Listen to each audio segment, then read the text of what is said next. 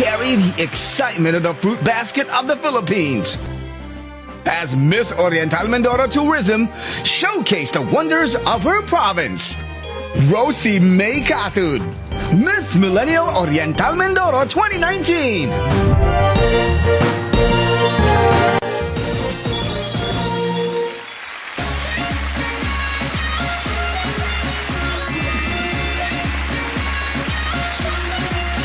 Magandang tanghali, Tobercats! Nagmula sa lalawigan ng Mangyan, Halcon at Tamaraw, masayang puntahan umulan man o umaraw. Tuloy po kayo, ito ang gusto ko, Oriental Mindoro.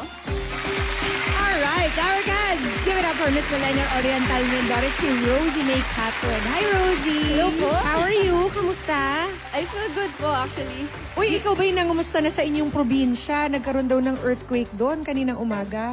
Kanina ba? Gano'ng kalakas yung earthquake? Hoy, dahil wala akong, simula po yung mga kanina kamag-anak mo doon. Okay naman daw sila. Actually, kachat ko pa po sila kanina and sa tingin ko naman po, okay na okay. Wala namang nabanggit, so ibig sabihin, hindi Wala siguro... nga po eh. So parang, ano sila, okay na okay. Okay Mabuti na naman. okay. That's good to know. Si Rosie ay second year BS Architecture student. Yes. Yes po. Ano bang plans mo? Bakit gusto mong maging architect? Actually po, bukod sa passion ko ang pagdodrawing is sobrang thrilling po ng course ko and gusto ko po kasi paglaki ko, pagkaya ko na, makakapag-build po ako ng mga bahay which is Residential ang yes gusto mo. po. And pasok po yun sa isang pangangailangan ng bawat mamamayan po natin. Pero gusto mo, ang plano mo, stay ka lang sa Oriental Mindoro.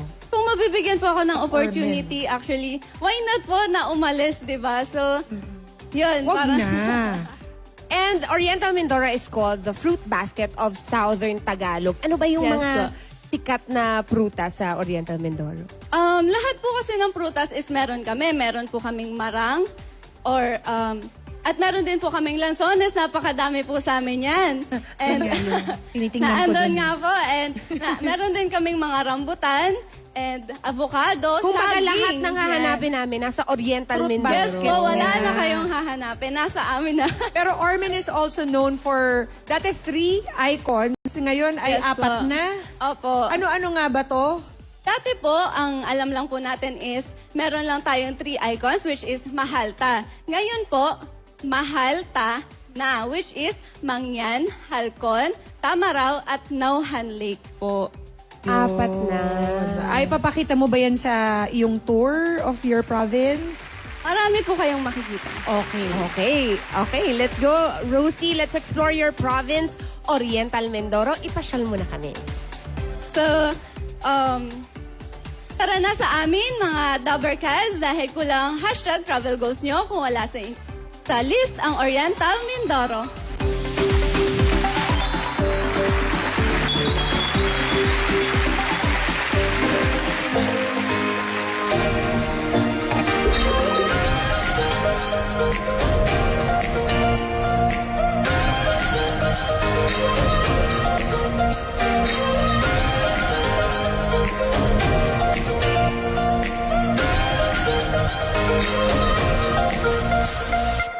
Hello, Dobercats! Nandito po tayo ngayon sa Buktot Beach, isa sa natatagong yaman ng aming probinsya.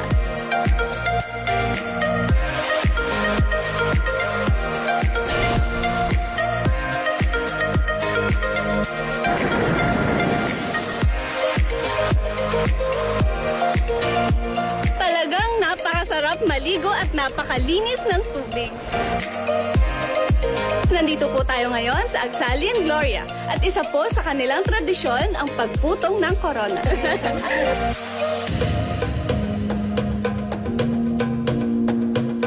So medyo nakaka-excite ngayon kasi first time ko magkayat.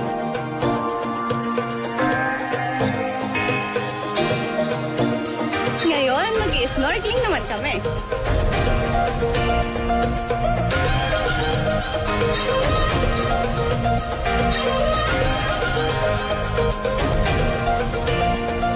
Nakakatakot at the same time nakaka-excite dahil sobrang taas.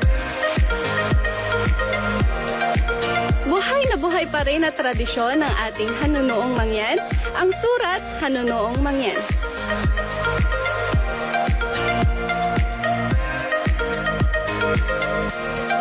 This is Rosie de la Cruz Catud, your Miss Millennial Oriental Mindoro 2019. Tuloy po kayo at ating tuklasin ang natatagong yaman ng aking probinsya. Makibiyahe na Oriental Mindoro. Tara na! Look at that last shot. Grabe Ganda, yung diba? tubig. Hindi pa namin napupuntahan yun. Yung Puerto Galera, napuntahan ko na. Yes po. Pero yung White Sand Beach na yun, hindi ko pa yun napupuntahan. Opo, kasi bagong-bago po yun and hindi naman bago, pero bago Newly sa discovered. paningin. Opo, kasi nakatago talaga siya and ngayon lang po siya nadidiscover. Maganda pa punta doon ngayon kasi parang Wala pa- virgin pa siya. Oo. May mga resorts Sobrang na ba linis. doon, Rosie? Sa ngayon po, wala pa, pero may cottage naman po. So, Pwede na yun. Talagang itong mga dala mong pasalubong, Rosie, tinatanong namin, syempre kami ni Pauline, kung pumisita kami ng Oriental Mindoro, ano yung mga dapat naming pasalubong sa mga pamilya namin dito?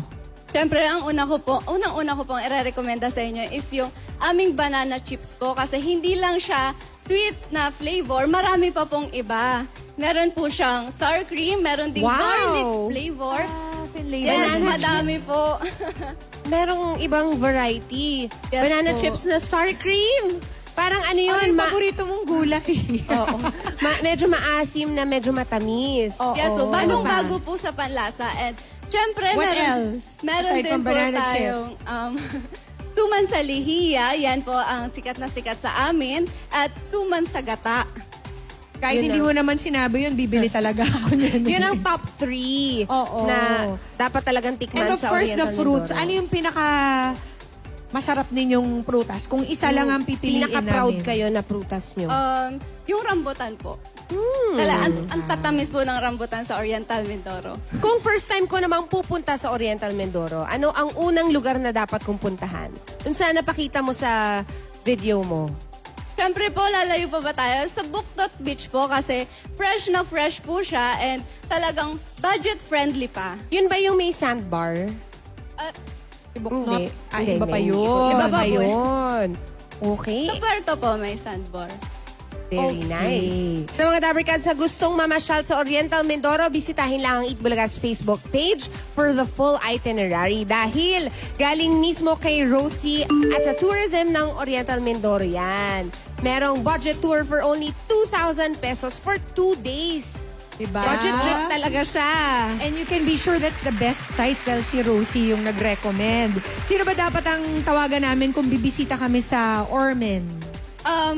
Madali na lang po bumisita sa amin kasi meron po kaming mga Facebook pages and pwede na po kayo magpabook doon and napakadali na rin po ng biyahe.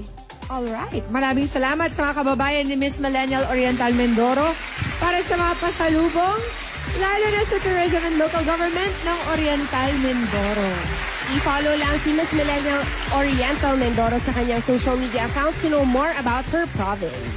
At may regalo ka mula sa mga kasama namin naghahatid ng Miss Millennial Philippines. You have a gift pack from Potency, the Beauty of Immunity. Videoke machine from Mega Sound Smart Pro Videoke. Now with more than 18,000 songs, free 2-year song update, and with mobile karaoke app. Pwede ka na mag-practice ng mga pyesa mo. Ang Miss Millennial Philippines ay inihatid din ng Efficacent Oil. Araw-arawin mo. At ng Philippine Airlines, fly with Philippine Airlines, the heart of the Filipino. Maraming salamat din sa H&M Clothing for Rosie's outfit today. Rosie, encourage our Dabarkads to visit your province. So, Dabarkads, tara na sa amin dahil kulang ang #travels nyo kung wala ang Oriental Mindoro. Tama. We have something for you. By our little boy from Jensen. At may kuryente. You're electrifying today, Baste. Maraming salamat, Miss Millennial Oriental Mindoro, Rosie May Catherine. Bukas naman, magtutour tayo sa home of the sweetest mango. Oh my gosh! Ang Zambales. Dito lang yan sa Miss Millennial Philippines 2019! Sumugod naman tayo sa barangay sa One for All for One. Thanks, Rosie.